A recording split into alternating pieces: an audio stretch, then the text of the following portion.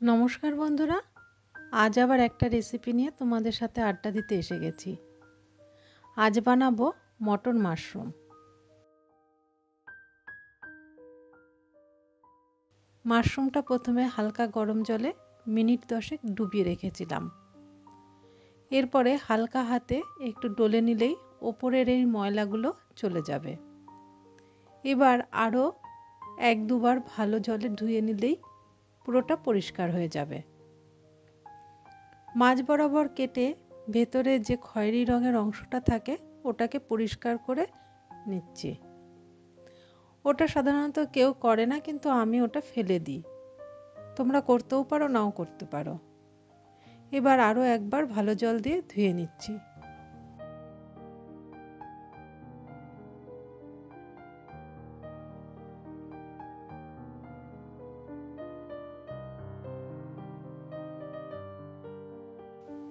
আমি রান্নাটা সাদা তেল ও ঘি দিয়ে করছি। তোমরা পুরো ঘি বা পুরো সাদা তেলেও করতে পারো। এবার গোটা গরম মশলা ফোড়ন দিয়ে দিচ্ছি। এর মধ্যে আছে দারচিনি, ছোট এলাচ, জয়িত্রী, লবঙ্গ ও গোলমরিচ।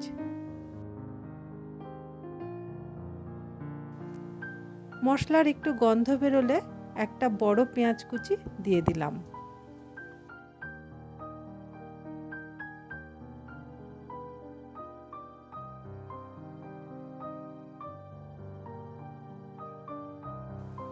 পেঁয়াজটা একটু লাল হয়ে এলে একটা টমেটো কুচি দিয়ে দিলাম।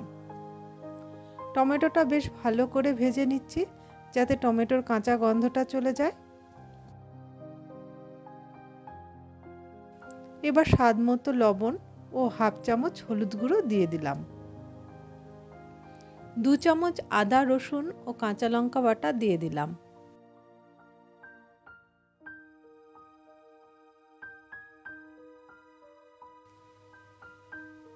বেশ খানিকক্ষণ নাড়াচাড়া করে ভেজে নিচ্ছি। এরপরে খানিকক্ষণ ঢাকা দিয়ে রান্না করে নিচ্ছি।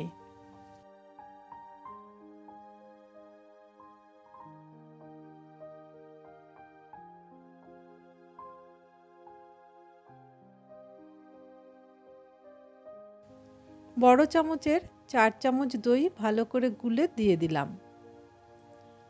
ভালো করে মিশিয়ে রান্না করছি।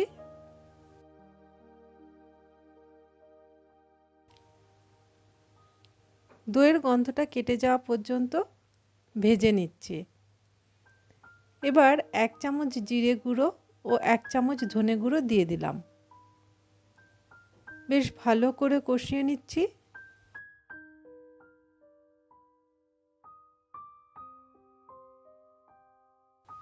মশলা তেল ছেড়ে দিয়েছে। এখন 2 চামচ কাজু বাটা দিয়ে দিলাম।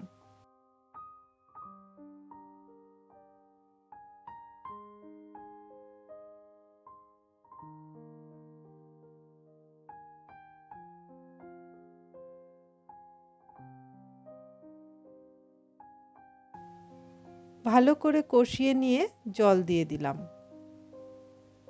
খুব বেশি জল দেব না। মটর ও মাশরুম রান্না হতে যতটা জল লাগে ততটাই দেব।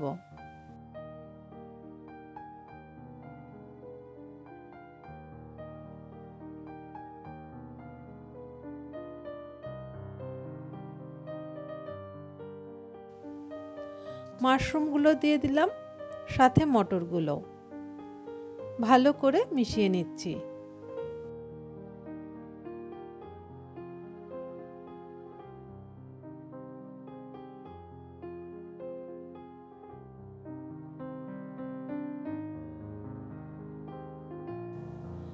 বড় চামচের 1 চামচ কসুরি মেথি দিয়ে দিলাম। ভালো করে মিশিয়ে ঢাকনা দিয়ে 15 মিনিট নিভু আঁচে রান্না করে নিচ্ছি।